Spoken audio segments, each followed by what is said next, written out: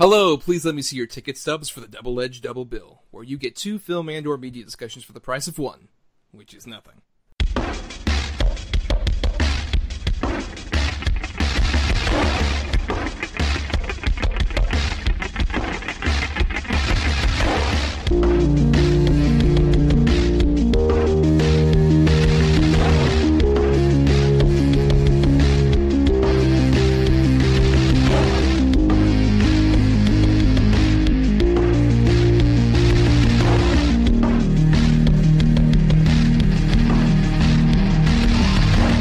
Each week, Adam Thomas and Thomas Mariani will come to the table to randomly select the yin and yang of a double feature. One will have 2 good movies, the other 2 bad ones. Both will have to pick a number between 1 and 10 in order to seal their fates for each episode. Let the chaos begin. I am Thomas Mariani. And I am Detective Adam Thomas. Oh, there he walked in, with legs as far as the eye could see. Detective Adam Thomas. Are you trying to seduce me, Mr. Mariani? Well, maybe you're trying to do the same to me, dollface. God. In case you couldn't tell from this great witty repartee that you come to the podcast for, we are, usually we theme a topic around something that's coming out, but it's late August and there's nothing really coming out that's really relevant, so we decided to just do something random, and we are doing noir films. Now, that isn't just film noir, which, for those of you who don't know, is the genre that was very popular around the 30s, especially 40s and 50s, where, any of the hard-boiled detective stuff, seedy streets, fogginess, that kind of classic black and white. But also, we included neo-noir in here, which would be anything kind of inspired that would later come. A great example of that would be something like Blade Runner. Totally inspired by... Yeah, which is definitely more my thing. I do love old noir films as well, but I haven't seen as many of them. But neo-noir, yeah, I'm pretty well versed on. I would agree with that sentiment. I'm not as familiar with the noir genre. I did take film noir class in college, and I was exposed to a lot of like the big ones, like Out of the Past, and a lot of others with that. And it's an interesting genre. It's definitely very much of its time, but I do love seeing it crop up in some of these other sort of also-rans that would come in the decades later. But let's go ahead and do this for those of you who don't know. Each week, Adam and I come to the table with 2 movies the other isn't aware of. And the other person picks a number between 1 and 10, and whichever one gets close to a number we've assigned for the 2 different films we have, we'll have that one for both a good and a bad feature. And for this week, I have the 2 good movies, and Adam has the 2 bad ones. Yes. Yes. So, okay. Adam, pick a number between 1 and 10. All right. I'm going to go with number 9. Okay. At number 10, I had the early Stanley Kubrick film, The Killing. Oh, that's a good movie. I haven't seen that forever. I've never Good seen choice. It. Really? Yes. Oh, it's good. Oh, I think you'll like it. That's kind what was your other choice? My other choice at number 3 was one I have seen in that noir class, actually, and I really love, is Kiss Me Deadly. I've also seen that. That's a great movie, too. Wow, 2 really good choices. One of the best fucking endings in any movie ever. It's crazy. Oh, absolutely. It's insane. Absolutely. Even though we're not talking about it here, see that fucking movie. I won't tell you a goddamn thing about it. Yeah. But great things come to an end. Because now it's time for me to pick the bad. And so I'll go with number 7. At number 9, that's why I picked it, you get the Frank Miller classic, The Spirit. Oh my god, no! I feared this day would come. Yeah. Sorry, man. I've only seen clips of The Spirit. I've never gone full out. You are not missing anything. What was that? The Black Dahlia. Oh. That's a bad one.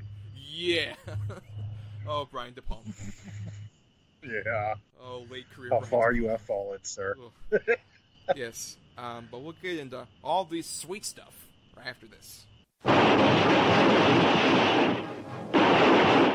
Give or take a few thousand, I figure the loot on this deal at $2 million. There should be that much in the track offices. So what makes you think or know that you're going to have several $100,000? Because I do. I just can't talk about it, that's all. Not even to me, your little share. I shouldn't have even mentioned I was going to have it. It's not that I mind. I know I can trust you. But if these other guys The ever... other guy? I can't talk about it, Cherry. You've been talking. Now you spilled to her. I didn't, honest. What, do you think I'm crazy? I wouldn't... Jerk, you clown. Come on, clown. Sing us a chorus from Pagliacci.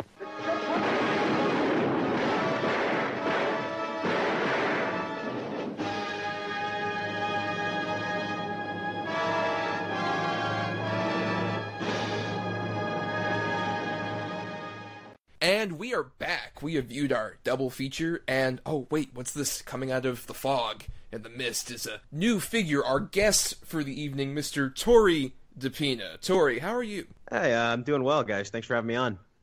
So, Torrey, we've been friends for a while, and I actually didn't know this until I asked you to come on to the show, but you're apparently a big noir fan, is that accurate? I love the genre. I won't say that I'm, like, fully immersed into it, but I can't resist watching, like, great detective epics or, the style, like the films we're talking about today, of course. Mm-hmm. Well, what would you say are some of your favorites of the genre? Most of, my favorites, I would say, the film we're talking about, two, actually, that we're talking about today. I also like some of the newer noir films, I guess, that kind of have that style, like Sin City. I would even say films like Dark City, even though it's a sci-fi, it has remnants of the noir style. So, hell, Blade Runner, I would say, even though, again, kind of a blender, kind of a mixture. I have seen The Maltese Falcon, but it's been so long. Those were films I watched with my grandmother as a kid, which got me actually into the noir genre, into like sort of these like not even necessarily detective films, but just the style of it, where it's black and white, beautifully shot, shit tons of cigarettes being smoked, and you're not surprised that any of these people died of cancer. Well, we are covering our two features here that are in the noir genre. Let's get into those features. First up is our good feature, which is The Killing, which we should also talk about, along with being a noir film, is a very early film from Stanley Kubrick. I think a director a few people might have heard of before. He hasn't really done anything. No, he didn't do much after this. It's such a tragedy. I wonder what he could have done. But he was no Hitchcock. No, that's true. No, not at all. Not a famous auteur in any way. But of course, Stanley Kubrick, this is his third feature. He had done two other noir films, Fear and Desire and Killer's Kiss were his previous two films. It's weird because when you think Stanley Kubrick, you think, of course, bigger movies. This is like an 85-minute, very simple, quick heist movie. And it's short as fuck. I'm amazed about how short. I was like, I finished a Kubrick film, and this wasn't even an hour and a half. Yeah, this is and cold endings like this. Like, I when I think Kubrick, I think of The Shining. I don't think of like this very cold ending, sort of very fast pace, gives you everything you want that he usually would give you later on. But it just feels like it feels so raw when it's coming at you. I mean, I just got off the film about an hour ago, and it's honestly the best noir film I've seen. It's one of the top 10 most best noir films as far as I know, and I just watched it today. So it's short, straight to the point. When the madness like hits off, it just hits you. And it's like I was held into the edge of my seat. It's amazing to me that I pushed off watching this film for so long. Well, what about you, Adam? How do you feel about The Killing? Oh, I loved it, man. It's just, there's so much charm to it, and I couldn't even help but smile at some of the dialogue. It's just so old-fashioned, and you've heard it so many times. Guys calling them dames, and I'll tell that pretty face at the hamburger beat. That type of shit. It's a great movie, man. I love, much like Tori and yourself, I love noir movies. I thought I'd seen this before, and I still think I might have. But I definitely also watched it today, I just had a great time with it. It's so brisk, like it was over. I'm like, oh, it's over! Holy shit! There could have easily been another 20 minutes, half hour to this movie, and it wouldn't have mattered. It'd have still been a good movie. Yeah, I mean, I'd definitely not seen this before, but I was curious, obviously, because I do like Kubrick films for the most part. Some of it can be a bit long in the tooth in most cases, but yeah, like we keep saying, the briskness is so surprising, but you still at the same time see a lot of the sort of shots that he would later make into like bigger, masterful, giant, epic bits, and here are just used to really get you immersed in the sort of dank corners, which works for a noir, obviously. So many great shadowy shots and people just talking across different tables. Like, I love the scene where they plan out the heist, and it just gives you an exact idea of every single person's personality in the group. And especially, like, we gotta talk about this cast is pretty stellar, with Sterling Hayden in particular as our lead. You would recognize from other Kubrick films, like he's the guy who talks about precious bodily fluids in Dr. Strangelove, amongst other various films. He is a great sort of lead for this movie, in terms of there's a danger that's always there, but you know he's at the same time playing a part. Like, I love any of the scenes with him and Marie Windsor, when, like, she comes in, and he initially says the whole hamburger meat thing, and then doors are closed, and they just play off each other perfectly. It's just like, I know you're full of shit, I'm full of shit too, but if you shut up, you'll get money. Great back and forth between those two characters. Oh my goodness. I'm not gonna lie, one of the scenes in the movie that I thought was very awkward. Maybe I'm kind of inflating it with the kind of overtones that were there, but the part where Sterling Hayden's character is talking to Marvin, or J.C. Flippin, that's the actor's name.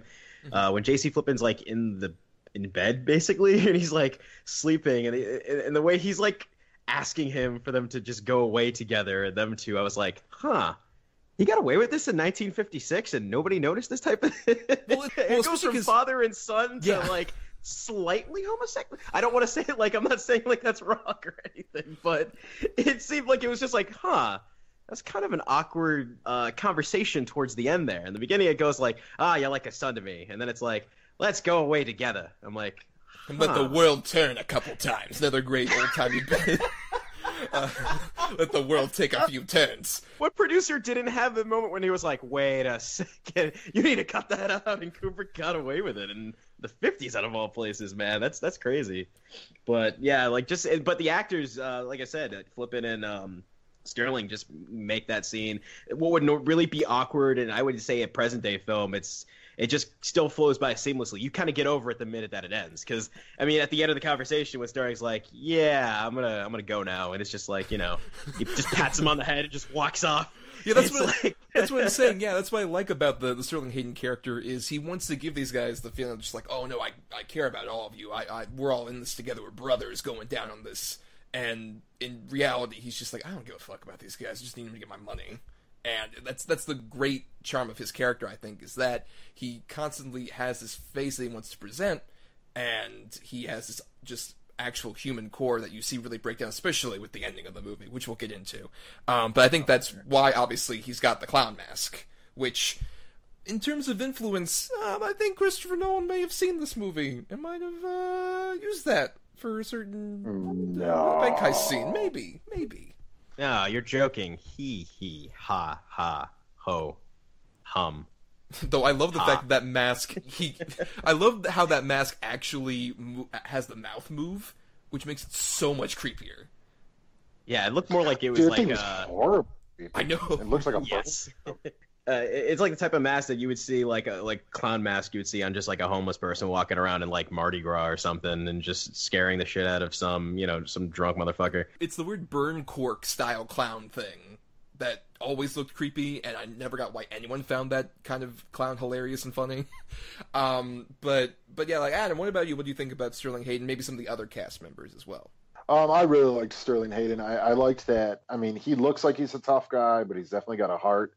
But he also is, I mean, he's kind of dumb a little bit. He was in no way not being obvious and suspicious most of the movie. He literally punches the security guard out on the way out of that one place. Well, just like when he's standing by the door and he just keeps shifting eyes from left to right, looking at the people, looking at the cops, looking at the people, looking at the cops.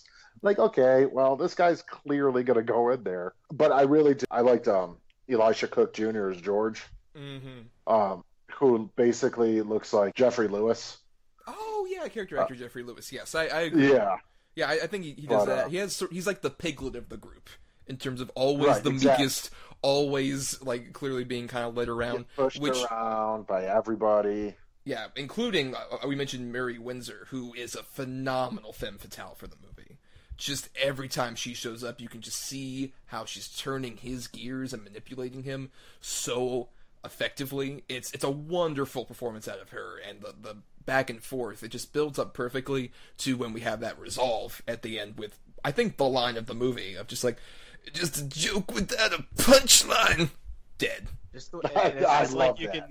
you could see why she was like considered like a queen of B movies just from the way that she acted towards the end, because everything else kind of felt natural, but as she dies, it's just like, that's why you were in B movies most of your career, because that was the most B movie-est way of delivering a final line before you die. And it was just fantastic. Just her back and forths were just so smooth between Elisha Cook Jr. I did not know. I was actually looking at some of like the Wikipedias on some of these guys beforehand. I didn't know he was actually in the Maltese Falcon, because I remember the scene where he's trying to scare Humphrey Bogart, and he's like failing at it for obvious reasons. Mm-hmm. And it's just, it seems to me that he was just the guy who was always playing these sort of meek, very weakly, cowardly, villainous types. And no exception in this movie, of course. Mm-hmm. On the flip side of that, I also want to bring up my favorite, probably secondary character in it is Timothy Carey as Nicky. Yes. I don't know if it's because of the way he delivers his lines or what it is, but he is one of the most intimidating dudes in the movie. What else has he been in? Because he has like a distinct look to him, like he had to have been in more than just. He's been in. Well, I know he was offered the role Reservoir Dogs as the dad. Oh yeah, Quentin Tarantino was like a huge fan of him. He was in a lot of those silly like beach movies. He was in a couple of those. He was in Paths of Glory, which I want to point out because it almost feels like he's doing a Kirk Douglas impression in the movie, which I think works for him, because how many times he just grits his teeth like this. Constantly. That delivery is amazing, the way he carries himself. Just like, and it could be something that's easily like overdone to parody, but he does it with such like credibility that, you know, it's like it's like a relic of like that time. Just like, you know, I didn't think, even the way he, of course, you know, when he's racist to the lucky Negro at the end there, amazing how he can just like at the like snap of a finger can just switch off, but he still remains like cool up until, you know, of course, his perishing, if you will. He's a regular character actor that popped up in a lot of stuff, and I like the fact that what we're amassing here. You mentioned Reservoir Dogs. Another thing is that this was clearly influential on someone like a Tarantino, in terms of not just in terms of like getting the whole each of these people together and kind of having them bounce off each other, and they're grizzled, great character actors, but also the nonlinear style, which was a big issue with the studio at the time, who kept trying to make Stanley Kubrick re-edited to be more linear, which made it more confusing, and they compromised by saying, okay, we'll have it non-linear, but you have to add this narration in. And if I have any issue with the movie, it's definitely that narration is completely unnecessary and very intrusive. Like Blade Runner unnecessary. Well, at least it's not delivered by a completely dead in his eyes, not giving a shit Harrison Ford. It's just like, yeah, I'm a Blade Runner. That's what they call me. Yeah, it's just that did take me out of the movie. Even though I will say, like, whoever did the narration did a really good job. He's like, he's dead, and now we're on to the blah blah blah. I'm just like, oh, okay. The thing is, if they were going to do it, it should have been more consistent, because then it was just in like the beginning 10 minutes of the movie, like 3 minutes in the middle, and then the last like 5 minutes. So when it comes on, you're like, wait, what? Why? Like sometimes it's only for one line, literally, that just pops I know. up. Why? Yeah, exactly. If, he died. if anything, it should have just been titles. Like that would have been fine. Just have a title that says like 4:24 p.m. this, that, whatever. So you can keep track of like, okay, this is earlier than previously, all that other stuff. That would have been the perfect compromise. But the narration, I think, it's one of the few issues I really have with the movie. Just kind of stops things dead and feels inconsistent, like Adam mentioned. Yeah, just not quite coalescing together. But another face we need to mention, which I didn't realize until I was doing research for this, and I had to watch this scene again, during the big fight, which I love how that's orchestrated, the whole thing at the bar, the rough and tumble that's going on. It feels very sort of ahead of its time in terms of the cinematography. You can see as an extra the film debut of Mr. Rodney Dangerfield. I did not see him at all. Oh my God, where was he? He's at the bar. Well, right, he's at the bar, but also at the point Adam's talking about when Sterling Hayden is like looking back and forth, like, should I go in? Should I go in? You can see him very distinctly if you look. He's like right near the door. And it is just like I'm just imagining him staring there just like, oh my God, they gotta give that bartender more respect. Hey! There's a ticket! Back to the fight, which I'm just gonna mention right now, huge, fantastic, huge wrestling fan. Love it. Love the art form.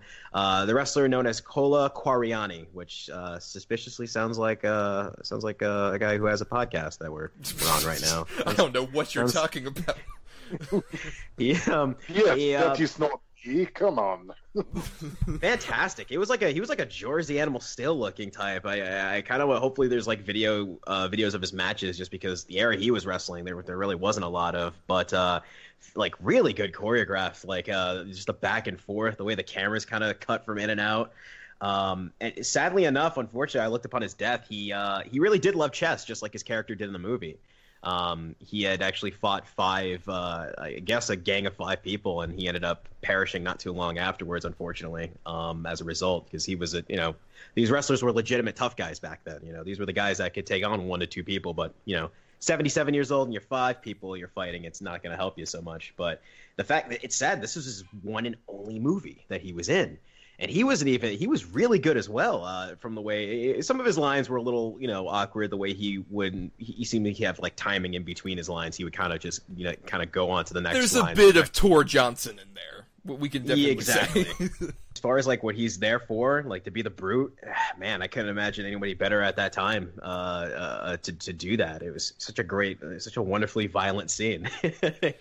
I love how fast it is for him to take off his shirt. Like he smacks that guy and then immediately just like gets his shirt ripped off and has that burly that what you're talking about, like the old school wrestler, like immense amount of hair on his chest. I love. Oh, yeah. Exactly. Yeah, like George Steele. Back and his back then, your wrestler looked like, it wasn't like the roid freaks of today. I mean, you had guys with the gorgeous bod, but then you had the guys that were like the predecessor to the dad bod, where it was like, you look at this guy, he looks like a fat schlub, and then he kicks the crap out of you like an hour later. Oh, yeah. They were wrestling bears at traveling circuses and stuff like that, these guys. Yeah, doing arm wrestling competitions, shit like that.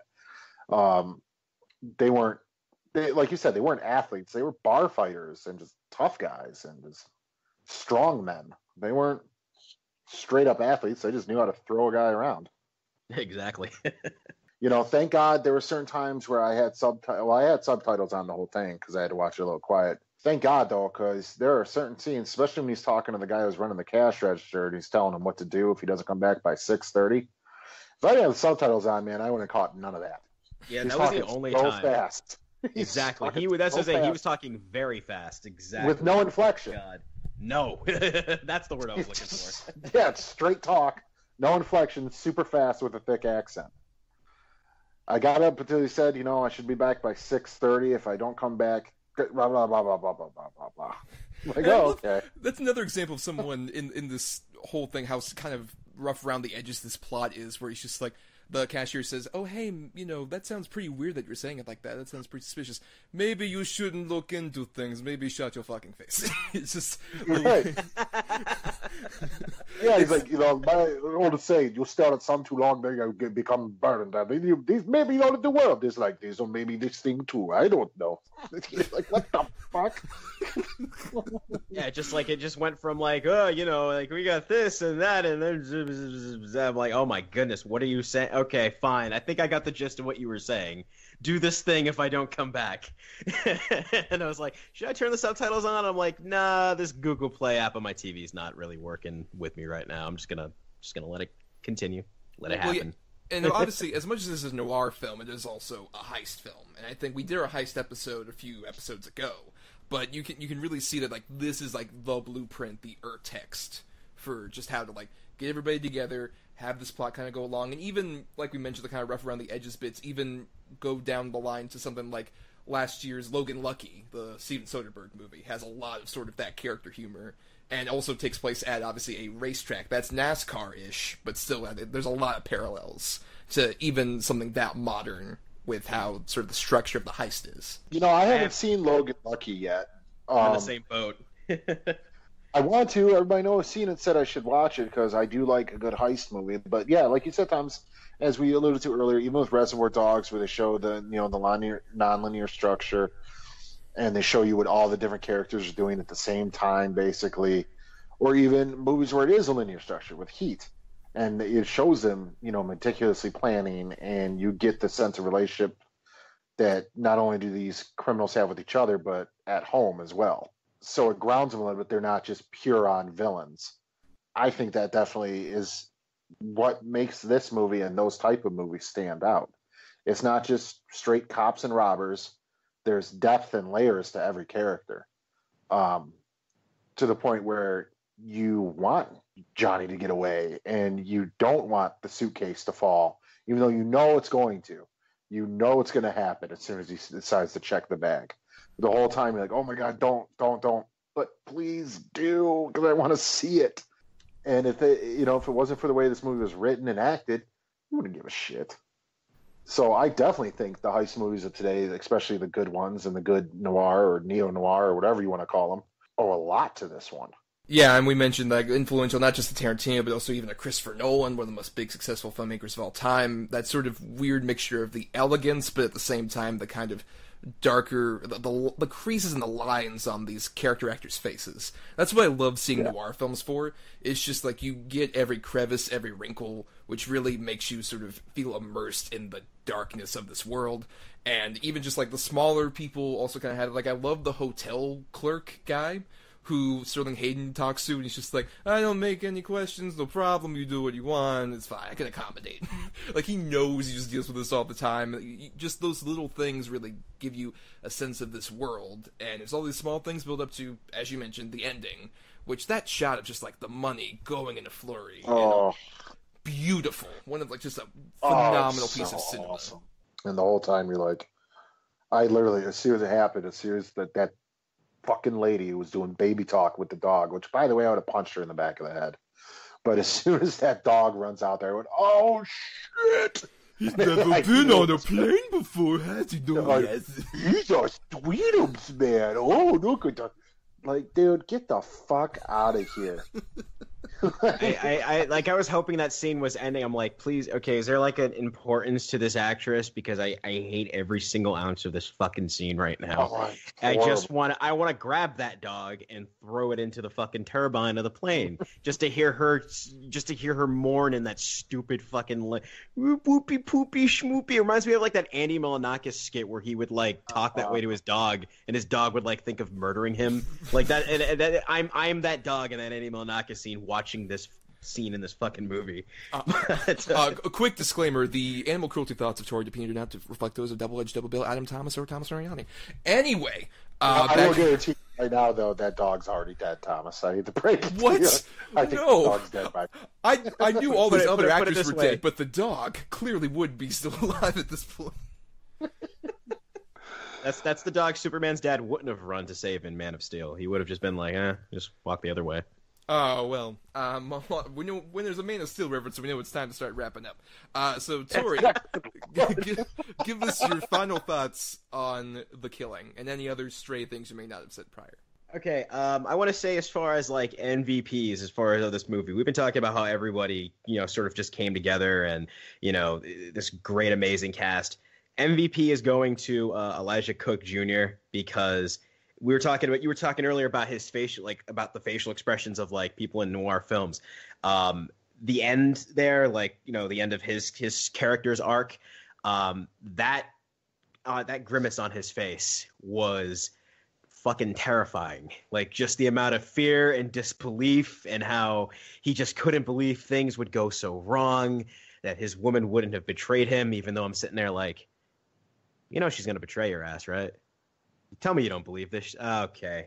And so when it does like kind of implode inside and he does what he does, it's like, God damn, like just that image of him sitting next to the bird cage, just sitting there like, I can't believe you did this. Just the way, any other actor I don't think wouldn't have been able to pull off what he did.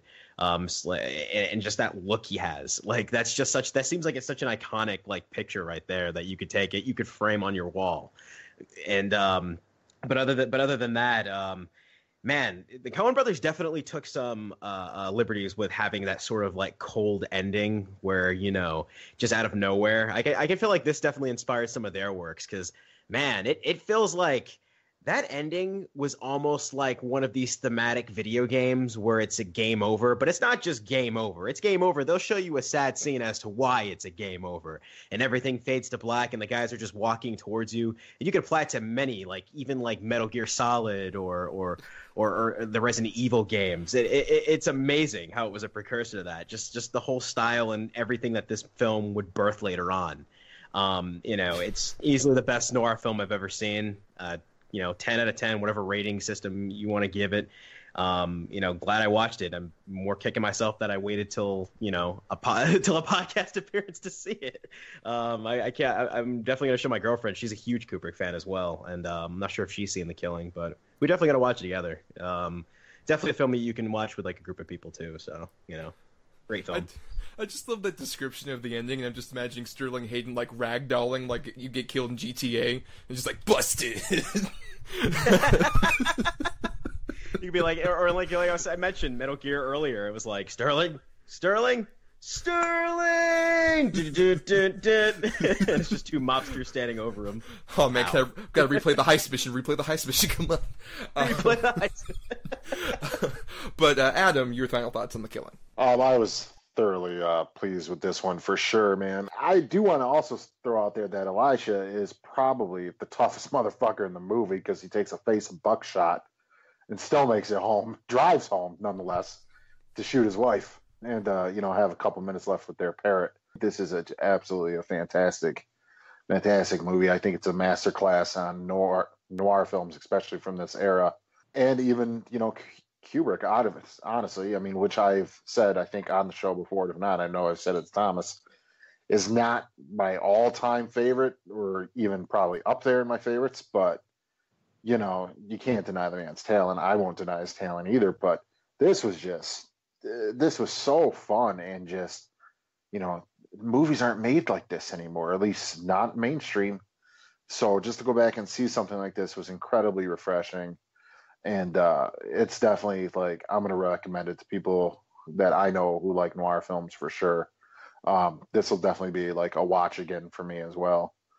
It's probably my favorite one that I've had to watch for the show that I haven't seen yet. I think something we did kind of undersell is just some of the ways that Kubrick kind of crafts some of these shots. There's a great shot when they hear Mary Windsor at the door, and it's the guys going through from the kitchen all the way over to like the front door. And it's almost like a one shot, and the camera's just passing along all the knickknacks and stuff that are in that apartment. Just like, that's a phenomenal but understated shot. And I think that's the thing, is unlike a lot of Kubrick movies, it doesn't feel as sort of self-important as it could be. This definitely feels like he is making something quick. It's a good calling card movie for him, though. In the same way that something like a Memento was for Christopher Nolan, this feels definitely like a great calling card shot in the, out there into the ether for a director to kind of put out. And obviously it worked, because Kirk Douglas saw this movie and was like, hey, I want you to do Paths of Glory, and that set him off on his career. And I think it's definitely essential if you're a Kubrick fan. If you like noir, it's got all the great sort of fogginess and smoke and haziness and the creases, like I said, in the character actors' faces, and pretty much, I don't think there's really any issue with the cast. I'll say if there's one sort of weaker character, I would probably say it's the Randy character, played by Ted DeCorsia, who's just like the guy who owes money to some guy. That's like the weakest motivation. Yeah, I agree. I agree. And way to go, asshole, for showing up when he told you not to. That's true. Though I do love his whole excuse later on, where he's just like, look, my patrolman thinks my chief thinks I'm drunk, and nobody questions him, so I think everything's fine. Oh, 30-day suspension. How bad will that be for you? What a shame. But them as a group really works, and I think that's essential for any heist movie, but also any noir film where you do have sort of like a large cast of characters trying to get together to pass a crime off. It's a great watch, and I think it's definitely one of the few Kubrick films to definitely recommend to sort of mainstream audiences. This is one of his few films I would say that's a crowd pleaser, because can't really say that about most of his other ones. Like, the closest other one might be The Shining, but that's so weird as shit. That's more mainstream. That's pretty hardcore. Yeah, it's pretty hardcore to call it crowd pleaser. It's more so than like 2001: A Space Odyssey. Like, yo, dog, you want to see existential space? Yo, man, a furry's blowing a rich dude in this. You gotta see it. But speaking of weird non sequiturs, it's time to get to our next film. in our noir double feature, which is the 2008 neo-noir, The Spirit. What are you? What are you? That's what the woman asked me. Am I some sort of ghost? I still move. I still breathe. I'm still alive. The bad guys are winning. Right now, we got our hands full. You have to do something about the spirit. Spirit thinks he can't stay hurt. I'm getting El Spirito dead while I still can. She got a thing for the bloom. Sans serif. There probably isn't a law in the books that you wouldn't break. Do I look like a good girl? Somebody get me a tie, and it sure as hell better be red.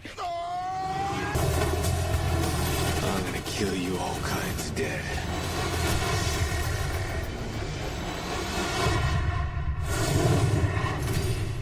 I'm on my way.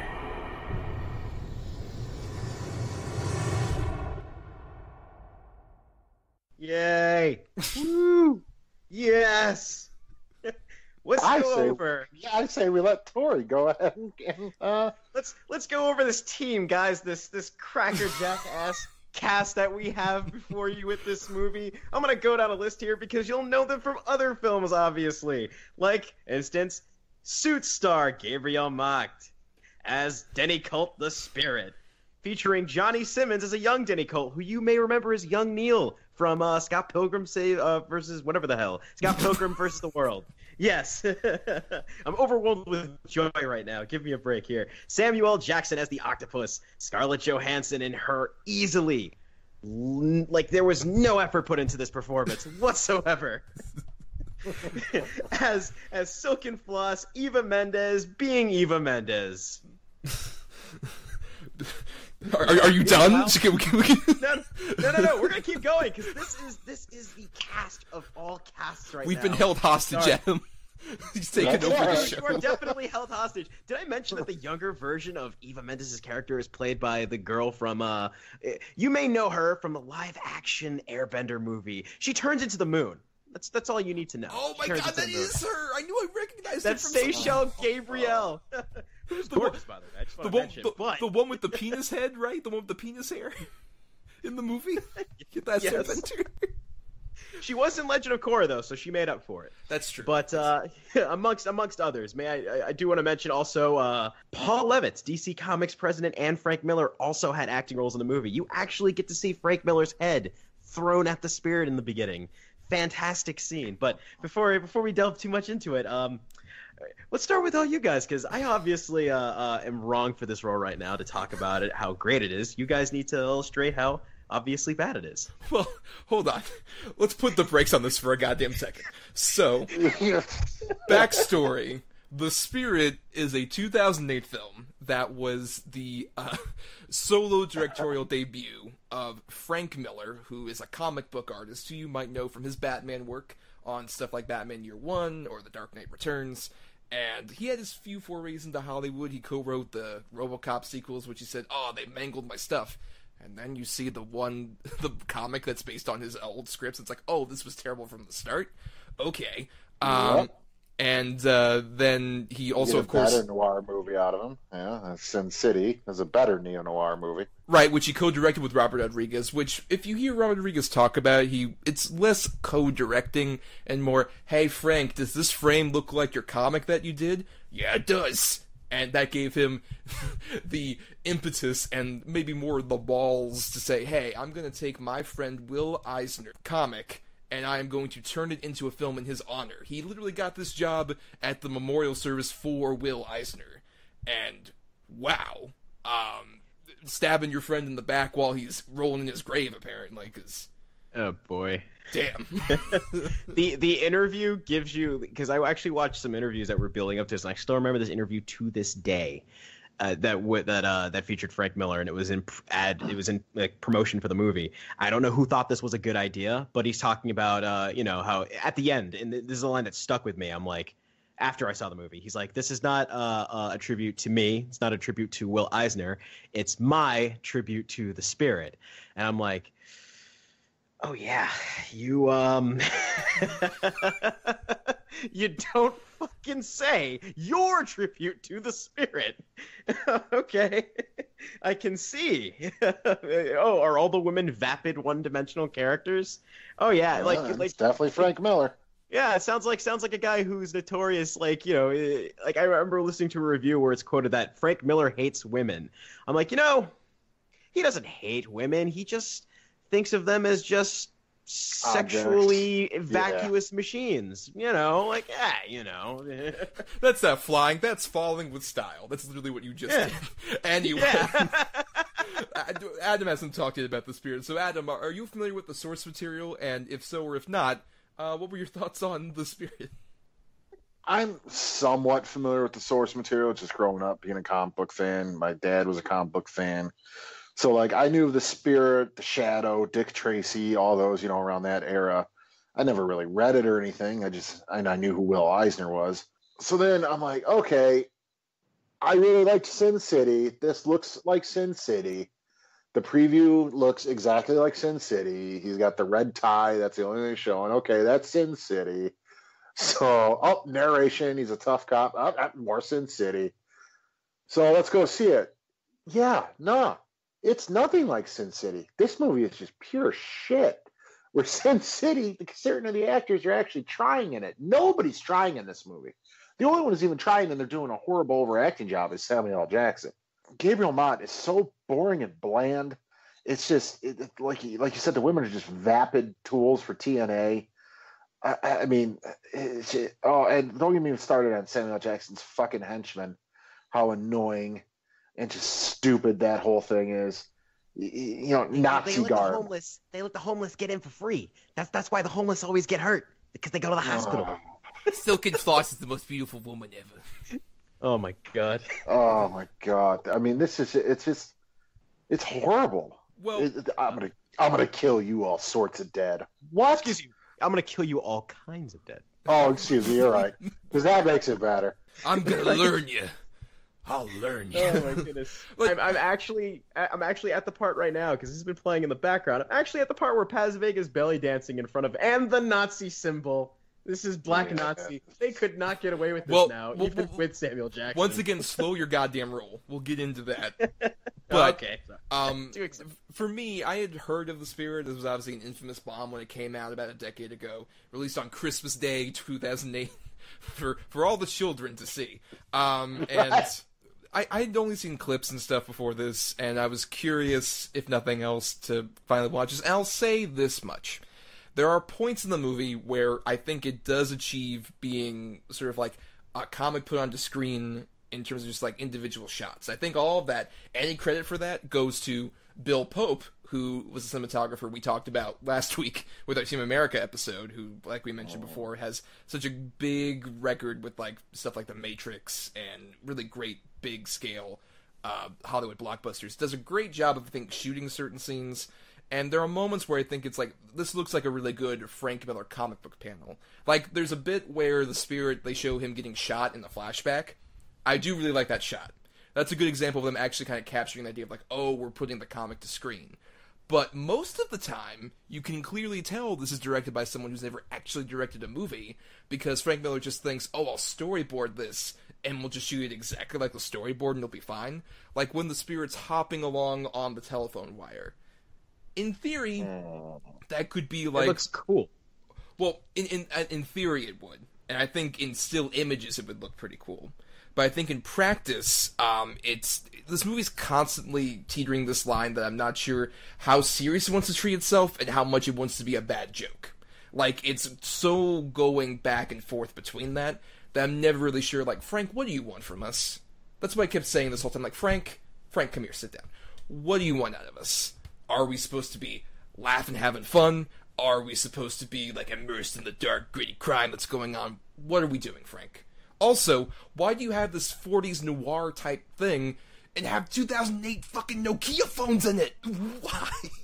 Did I mention that the fresh-ass Converses he's wearing as well? Yep, that's true. There's also that. It's like they weren't wearing like I don't even think the original Spirit's wearing a frumpy blue suit with like workman's boots or whatever, like old workman's boots and stuff with a blue mask. All of a sudden you see this guy and it's like it's the Frank Millerizing of it. He was wearing a suit with like shoes and spats. The old Spirit, like he was old school detective. Gabriel Match does definitely look like he's just like dressing up as a detective, not being a detective at all. Even with like the domino mask, it's hard to pull that off on film. He can't at all. He's such a miscast example of like to lead your movie and do all this narration, he just can't accomplish it. I just don't know. I haven't seen Suits, but I'm sure he could work better in something that isn't this. This just isn't suited for him at all. And as you can tell from his introduction here, Torrey seems to be more of a fan of the movie than us. I want to give Torrey the floor to go ahead and speak your piece of stuff. Like, what do you find so enjoyable about The Spirit? Well, I mean, the thing is, you'll be surprised. My enjoyment from The Spirit comes from how horribly fucking inept it is. Honestly, it's just a mess of a film. Like Frank Miller can't tell a fucking joke to save his life, and it's more of me laughing at the film, and maybe there's a chuckle that I'll have with the film. And also, it's like, again, the style is something that easily gets me because I love Sin City. I mean, I kind of like number 2, but, whatever. But The Spirit itself, as far as, like, the cast goes, I actually will defend Gabriel Macht, for instance. I actually think he fucking tried. I will say this, that he does, even though it's hilarious. He's very earnest. I think he's very earnest in how he delivers his lines. I think he believes it. He just didn't have anybody to really steer him in the right direction because the guy steering him in the right direction is Frank Miller. He's the one kid carrying in the school play that the gym teacher is directing while kind of sneaking some booze off in the background. That's basically what he is. Like, none of the other kids really care that much. And he's just like, guys, I'm gonna put on a show. I'm the Spirit. That's what I am. I would also say that Dan Lauria from the Wonder Years, I like him too, because I actually kind of liked he seemed to fit into his role the most comfortably, from the way that he delivers his lines to just the back and forths that he has with the Spirit. And I'd also say, like, the bronze medal in this case. I mean, this is a bronze medal to a pile of shit. I just want to be the first to say there would be Sarah Paulson as Ellen. I think out of all the women in the movie, she's the one who actually gave effort because, like I said, Scarlett Johansson didn't give a fuck about this movie from the way that she delivers her lines, where it's like this fake-ass Aubrey Plaza almost like delivery, where she's like, oh, it's the Spirit. Our projection, our stocks are down 20%. Octopus. Every line. You see, they're going to be at it all night long. I'm like, oh my god. Like, I'm surprised this film did nothing to her career overall, obviously, but holy shit, dude, you did not give a fuck.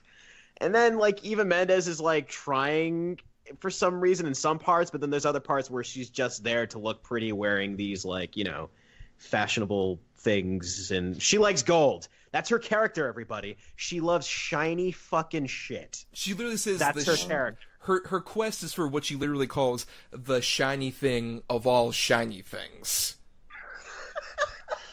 That's one of my favorite scenes in the movie. Right? She's literally trying. She's like, I want the shiniest thing of all shiny things. She like just stares off in the distance. Like, it's really important to her. I'm like, wow, I really wish the thing that was important to you was like something that was fucking tangible, not, gold, or whatever.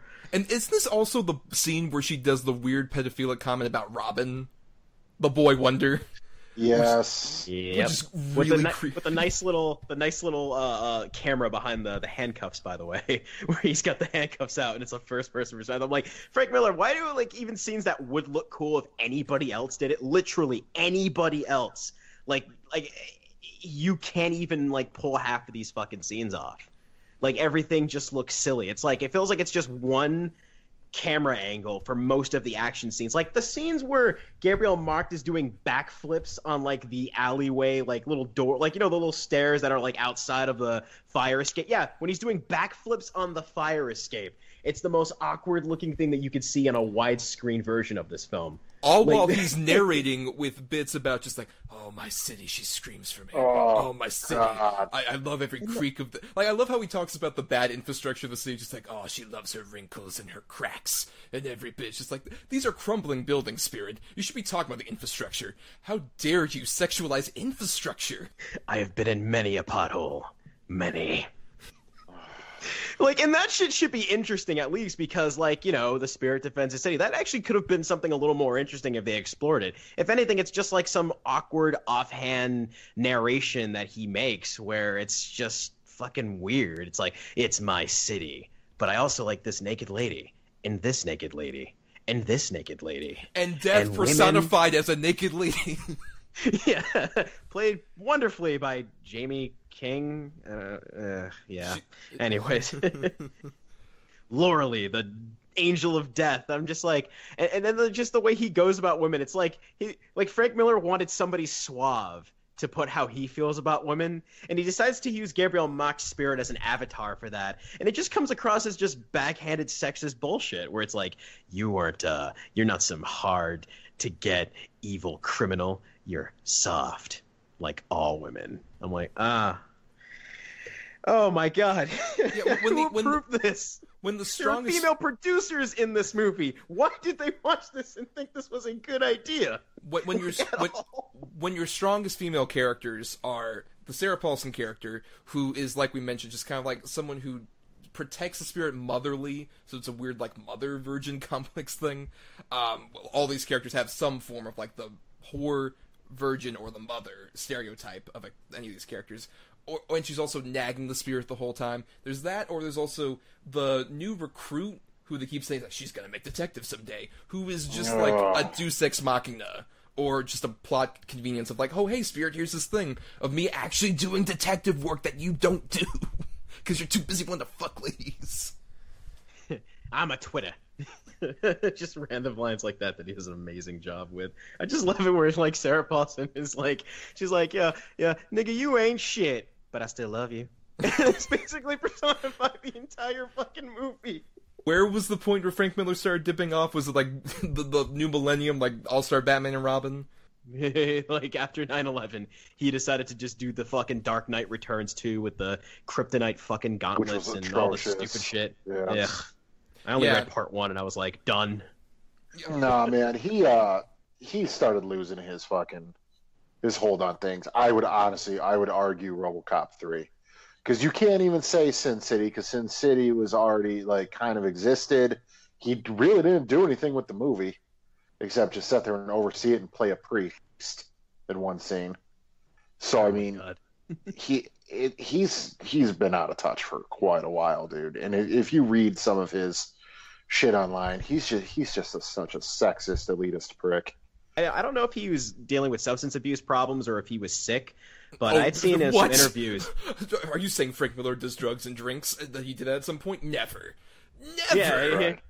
But he was he looked very like, I was watching a 2016 interview and it sounded like he was recovering from a stroke, but then I watched a recent interview from last year and he seemed like he was more returning to that more laid back Frank Miller. Like, you know, he seemed very articulate, because I even watched this with the commentary on and he sounds horrible in that too. Like, he actually sounds like he's more like there now and close to what he was in like the 80s now than what he's been like from maybe RoboCop 3 to like 2015 or 2010. Yeah, I was going to say, I wonder if the failing of this and the sequel to Sin City had anything to do with that. Yeah, I mean, I'm not as big a comics guy as obviously Adam is, but what I've read of Frank Miller, that sort of initial style that really influenced the comics industry, like The Dark Knight Returns, many people have said, but like that really was what sort of kicked the door back in for Batman being like a serious, grounded character to a certain degree, even though it was a big over-the-top satiric take. And, you know, the Daredevil run that he did is phenomenal, and Batman Year One was incredibly crucial for something like the Christopher Nolan Batman movies.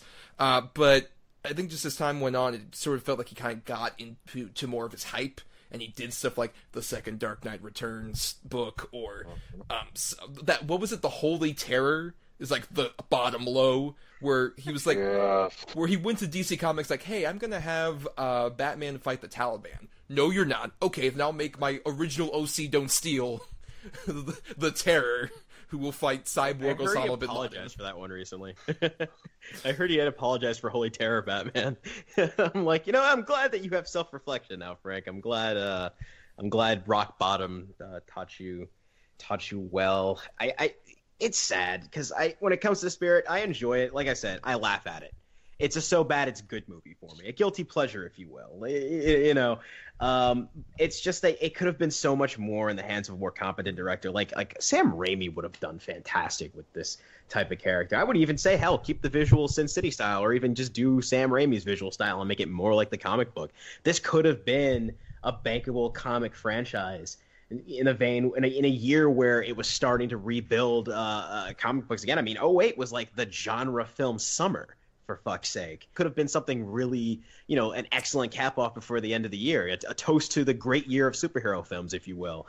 And instead, it just ended up being just a steaming joke of a fucking disappointment. It's sad, to be honest. I can't disagree with you, but I mean, at the same time, this type of character has been tried already on the screen a couple times, and it's failed every time. Like the Phantom or the Rocketeer? Phantom, the Shadow, Dick Tracy. I actually love all of those movies. Doesn't mean that they are right, but they failed. I mean, they just weren't done right. It doesn't work anymore. Yeah. In today's society, today's modern environment, it really doesn't. I mean, you could argue Sin City, but I mean, Sin City also had. I mean, it hadn't been done like that yet either. And it was brutally violent and filthy language, and I mean nudity, and all-star cast, and also a huge cast. And at the time, it was very technically innovative, and still looks pretty good, even for those Robert Rodriguez CG movies don't usually do that. Since he's like the one that does. Rourke back. Oh my god! Exactly. Helped his comeback a lot. That's like the best thing Robert Rodriguez has ever done is the Marv stuff in that movie. So fucking great. I agree. But I think it's also an issue of, I agree with Adam, just that I think the time kind of passed for something like The Spirit to work, especially doing some research. The earlier attempts of the production sounded so fascinating. Like, in the 70s, William Friedkin was trying to do a production of it, and, oh my god, yes, especially, he was trying to get Will Eisner to write it, and Will Eisner was like, nah, I won't do it. How about I get Harlan Ellison to write it? I'm like, what? That would have been so great! Oh my god. And then after that, there was an animated attempt from Brad Bird, who also would have been great for that. The pitch reel for that is on YouTube. I recommend watching that. That 5 minutes is better than anything in The Spirit. but yeah, I think it's just sort of like the time for that has kind of passed from either like the sort of that point, like the 70s and 80s, where it would have been sort of kitsch noir nostalgia. I don't think it's really come back. And what was the last really good sort of neo-noir attempt that was successful anyway? Like, even Blade Runner 2049 wasn't successful. I would probably say Looper. Looper wasn't really that successful either, though. It was a success. I think it made it, like, it was a box office. I mean, I would say it's just like Sin City. Like, Sin City wasn't this $100 million grossing film, but Sin City was successful enough. Same with, like, Looper. I would say those films. I think it all honestly has to do with, I think it's talent. I think it's talent, and also having an advertisement that can actually sell to the audience. Like, I would say even Blade Runner's problem was just relying on nostalgia, when the whole part of the nostalgia was that it became a cult film. A lot of the films that you named became cult films. Technically, The Spirit is a cult film. Phantom, all these pulpy films found success later on home video and rental and stuff like that. If there was an audience there, there's not saying that it's guaranteed, but I do think there is a potential for someone to do like the pulpy type of comic books and bring it to the screen successfully, where it's not just some, cult film later that gets mentioned randomly in conversation. I really do believe that these type of films can be successful. It's just all about making sure everything comes together. I would say I think part of it is it's less become that popular in films at this point and more popular on television. There's a lot more noir-inspired, detective television shows I think have done. Like True Detective. Yeah. Right, exactly. Yeah, there are a lot more of that. That neo-noir is, more flourishing on television. Like, even I would argue Breaking Bad is neo-noir to a certain extent. Oh, for sure. Yeah, sure. I can see that. But we're getting really off track of The Spirit, which might be a sign.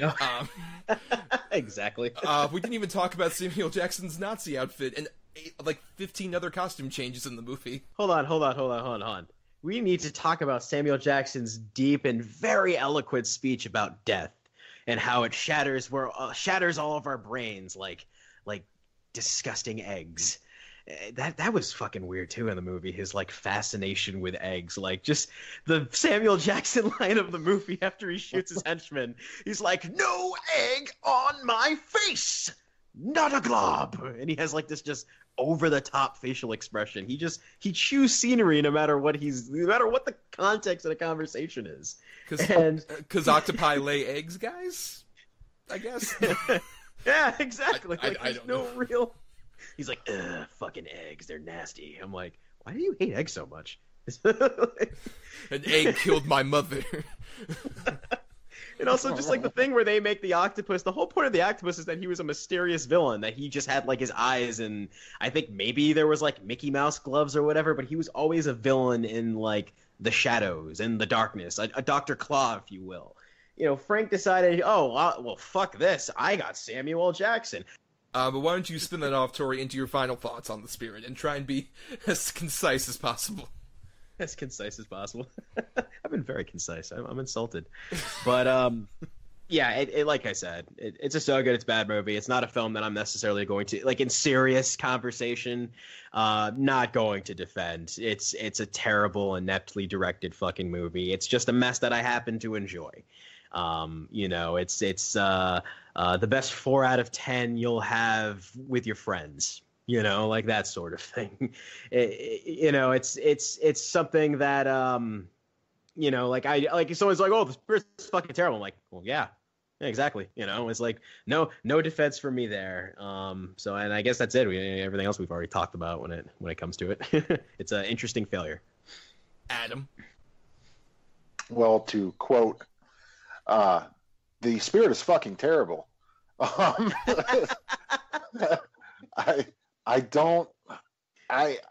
can't. This is one of the few movies that I've seen it one time, and anytime I've tried to revisit it, well, no, I guess I've seen it twice now because I fucking had to watch it.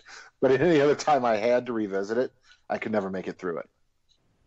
I can't do it. I've tried. I don't know that it's Gabriel Mott who's so terrible, and I just don't think he can handle the material. I don't think he's leading man quality, because even on Suits, it's a duo, and that alone really hurts the movie. If your leading man is sinking the ship in your superhero movie, then you're fucked. And this movie, they were just fucked from the get-go.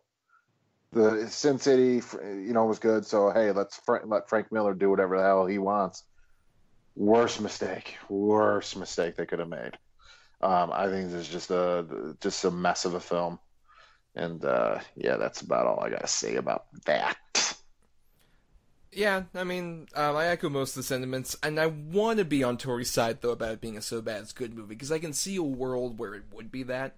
But I think the problem is that, like, So Bad It's Good tends to work best when there's an earnestness in terms of these sort of filmmakers being inept, but they have, like, either, like, a lacking budget or a lacking cast or anything like that that really makes it work. This feels more like it's an embarrassment of riches, and I underline embarrassment, because Frank Miller had all the resources. Frank Miller had great cast, phenomenal cinematographer, such a really elegant style that he, you know, obviously utilized, and I think honestly probably works best during the end credits montage that has like his drawings. That's where like it works the most consistently, because it's something where he can, you know, take control on his own and do the style where, you know, regardless of how you necessarily feel about some of his works that are later, he at least has a distinctive style, and I feel like him trying to put that onto the screen, it feels, like I said, more like storyboards than ever does a moving 24 frames per second movie. And that's really the trouble with it, is that I want this to be like some kind of underground gem. Like, for all the issues I have with Dick Tracy, I love the production design of that movie. I love the world that is built there. But, you know, even with matte paintings and stuff like that, it still feels so much more real than any second of The Spirit, and even, you know, The Spirit obviously being over-stylized, over-the-top comic book, there's nothing to really ground you there, and there's so much inconsistency with, like, oh my god, this looks gorgeous, and then, oh, this looks like really badly matted green screen. It's constantly back and forth, just like the tone and the style at points, and obviously the sexual politics we don't need to go into because we have. But yeah, it's a real dumpster fire, but one that's kind of pretty. There are points where it's like, oh, flicker. That's interesting. But yeah. Not very consistent. That ends our discussion for the week, but we do want to read some feedback. We asked all of you out there about your favorite noir films, whether it be film or neo-noir, and we have some comments here. Ryan Lindley says, Drive, Memento, Dark City, 12 Monkeys, and Fargo are some of my favorite neo/sci-fi noirs. Yeah, all pretty enjoyable movies there. I don't disagree with that. I like all those. I can't disagree with any of them. I would even add 7 to that list, but other than that, yeah. Yes. Then Nate Thomas says, some of my favorites, The Big Sleep, Chinatown, The Long Goodbye, some great sci-fi noir, Blade Runner 2049, Dark City, The 13th Floor. Now, Adam, I know you're a big fan of Blade Runner. Have you seen 2049? Yes, I have. And did you enjoy it? I did. It was my favorite movie of the year. I thought visually it was one of the most breathtaking things I've seen in a long, long time. And I was completely behind everybody in it. I thought Gosling turned in a fucking fantastic performance. Jared Leto, as much tired of him as I am, I thought he was the perfect amount of just weird and odd for his role. I loved Blade Runner 2049. The soundtrack, the cinematography, the colors, the acting, everything. Mm-hmm. And I do want to give a shout out. He says The Long Goodbye. That's one that's very under the radar, kind of gotten lost to time. Great so little... fucking good. Oh my god, yeah. If you want to see sort of the sort of Raymond Chandler inspired neo-noir of that, that's definitely, watch The Long Goodbye and you're like, oh wow, this is where the Coen brothers got a lot of their stuff for The Big Lebowski. Along with The Big Sleep, obviously. Brian Kane says, couldn't stomach any 50s or earlier era noir films. Maybe I just don't know where to start. Best one I can think of is Dark City. I will put something on the table, fellas. Dark City is a blank spot. I have not seen it. Really? No. Yeah, I'm shocked. I figured you would have. Yeah. Going to the back pocket. We'll save that one. Yeah, we'll save that one. That's a good movie, man. Yes, we'll save that for sure. I definitely want to talk about Dark City on here then. He's all in somewhere. Yes. Don Chambers is to say, I like the anime series Big O, which I believe was anime noir, but that's what I've seen the most of. And I'm not as familiar with that. Tori, I know you're more of an anime person than I am. Have you seen Big O? Oh my goodness. So Big O is definitely amongst like a lot of those sort of those I've seen in my childhood, like during the whole Toonami era, which I mean it's still around now, it came back, but like the original Toonami era. One of the more mature animes that I saw that kind of forced me to have patience watching as a kid was actually, I'm going to mention that one off too, because that's technically a noir, would be Big O and Cowboy Bebop. Big O is fantastic. It's kind of dystopian in a way too, because it's sort of like a world where no one has memories of what happened a number of years beforehand. Everyone kind of goes about their day. And it's just amazing how it's like this sort of these mechas that battle off, and in this sort of just this very gray, very bleak backdrop. It definitely captures the tone of a neo noir very well. And that the same with Cowboy Bebop as well. Like that would be another great example of noir in anime. Friend of the show, Heather Thomas, says, my favorite is Blade Runner. I actually have a fondness for these type of films all the way around, but the older ones kind of all mesh together. So my least favorite, I think, is Eyes Wide Shut.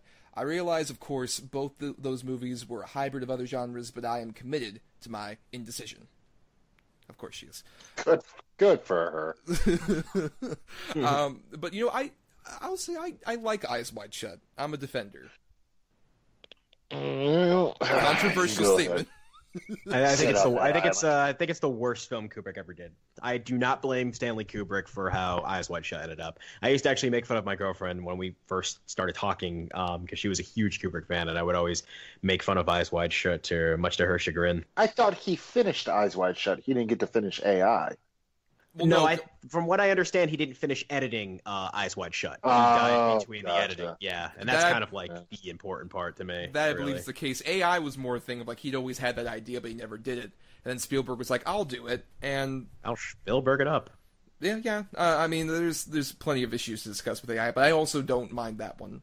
I have. I don't. I got a soft spot for AI. Yeah, I'll agree with that. But that's a discussion for a different podcast. And then big ups to David Beaumont Paul, who does stuff at oneofus.net. I know Torrey and I listened to him a lot when he was on various podcasts at theformerspill.com. Great guy who knows his stuff about neo-noir. Breaks it down here, says, okay, getting real. The Detective Trio, Maltese Falcon, The Big Sleep, Bogart version, Murder My Sweet, my personal favorite, by a hair. Then the anti-hero / bad guy or good guy, Out of the Past, The Gun for Hire, The Asphalt Jungle, and then the Orson Welles Troika, Lady from Shanghai, The Third Man, maybe the best of the bunch, and Touch of Evil, Charlton Heston's best movie, in my honest opinion. I could go on, of course, but these are the 9 films that sort of act as a base for any Noir 101 course of study. If you don't like these, you don't like noir. So there, Brian Kane, if you're wondering where to start, there you go. But, I mean, yeah, I've seen most of these. I recently watched Touch of Evil, which is on Netflix as we were recording this, and that is an amazing movie. I mean, honestly, all these that I've seen I know are pretty goddamn great. In regards to Beau's list, I mean, the thing is with me, most of my noir experiences have been with, like, very recent noir films. Like I said, I hadn't seen The Killing, so I actually do have a lot to really build upon, like a lot to, check out, especially amongst the films he listed. Because, I mean, to me, like, noirs I watched, again, growing up, it was like L.A. Confidential, Seven, Brick. I think I saw Chinatown once, like those like more and obviously like the neo-noir films we were talking about before, like Blade Runner and Dark City, Sin City, like those type of films. I'll also give one that I just recently saw, like last night I watched, because I was like, I've always heard of this movie, and it's heard it talked about in noir circles, but it's definitely a meld of various different genres. That's like now a new favorite of mine, and I don't want to say a lot about it because we're going to talk about it on the show at some point for sure, is The Night of the Hunter with Robert Mitchum. Oh my god, I fucking love that movie. I honestly think that's one of my all-time favorite movies of all time. Amazing movie. It's a new favorite of mine for sure. That so has fucking good. Such a great fucking movie, but we'll talk about it. Put it in the pocket. I just want to say Robert Mitchum fucking crushes in that movie. So he fucks so hard. Anyway, but before we go, we have a few announcements. We want to thank some people. First, thanks to Chris Oliver, who does the music for our show. You can listen to more of his music at chrisoliver.bandcamp.com. Thanks to Emily Scarda for the art. She accepts commissions at fiverr.com/eescarda. And the week that this is being put out there, I will be at Dragon Con in Atlanta, Georgia, all Labor Day weekend, August 31st through September 3rd, in downtown Atlanta, doing panels on the horror and urban fantasy track, which will be at the Westin, either in the Chastain or the Peachtree one. If you have the Dragon Con app, you can look up which is which. But the panels I'll be on will be a panel about the Angel TV show called Fighting Unbeatable Evil, an Angel fan panel, on Saturday, September 1st at 1 p.m. at the Chastain Westin. The Beetlejuice 30th anniversary panel on Saturday as well at 7 p.m. at the Peachtree Westin. Then From Slayer to Hero, a Buffy retrospective on Sunday, September 2nd at 7 p.m. at the Chastain Westin. And then Let the Right One In, the 10th anniversary panel, which I'll be moderating, which is on the 2nd as well at 8:30 p.m. at the Peachtree Westin. So yeah, all those in the Westin Hotel, and I'll be on there. So if you're a fan of the show, come along, and we'll get a drink after the panel. It'll be fun, or during the panel. We'll interrupt everybody. It'll be great. Adam will not be there, despite how much I want to drag him along. He will not be coming to Atlanta for the. I'll kind of be there. He'll be there in spirit, and about like 3 or 4 miles away. Like you're not that far at all. Nope. And speaking of Torrey, of course, Torrey, thank you for appearing on the show. You won't have anything to plug, anything to say out there about your social media presence and such? Yeah, if you want to follow me on Twitter, for any stupid shit you want me to, you want to see that I'm saying or retweeting, you should, at Torrey Knows Beats. Just type that in, you should find me instantly. Other than that, not really. I mean, I got stuff on that Twitter anyway. If you want to follow anything else, if I ever do music again, you'll find it on SoundCloud, same handle. But yeah, other than that, no, nothing else to plug. Thanks for having me on, and hopefully it wasn't, wasn't too out there. My spirit love, if you will. You really put a true spirit inside all of us, Torrey.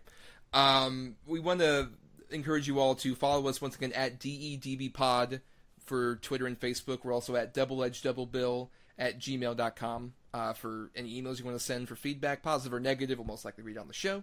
We also want to encourage you to follow us on our individual accounts. I'm at Not the Who's Tommy. Malekith fan 6969. Never gets old at all. No. And we want to encourage you once again to subscribe to us on iTunes and rate and review us to give the show more visibility.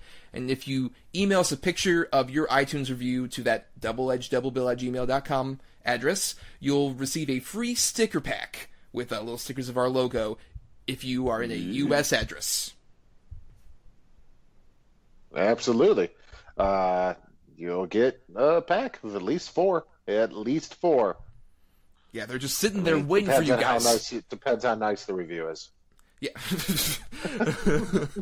You guys suck. Give me a sticker, motherfucker. But yeah, they're just sitting there waiting for you guys. Just sitting there waiting to be put onto your, your bumper sticker or at the back of your laptop or on your Trapper Keeper, like we said. Yep. Of course, Trapper Keeper. The best place. School's starting, guys. You gotta put down your Trapper Keeper, all you kids, and listen to us. On your fucking skateboard, wherever you gotta put it, guys. What was it called? 5-star, the little thing that had like the little extra space so you could fit like maybe 1 or 2 extra notebooks in. Like, ain't no one putting stickers on 5 stars. Those them bitches cost $20 a piece, dog. I was a spoiled child. Shit. Well, before we talk about school supplies any further, let's disappear into the fog, fellas, and try and find that last dame who got away. Yeah. Good night, everybody.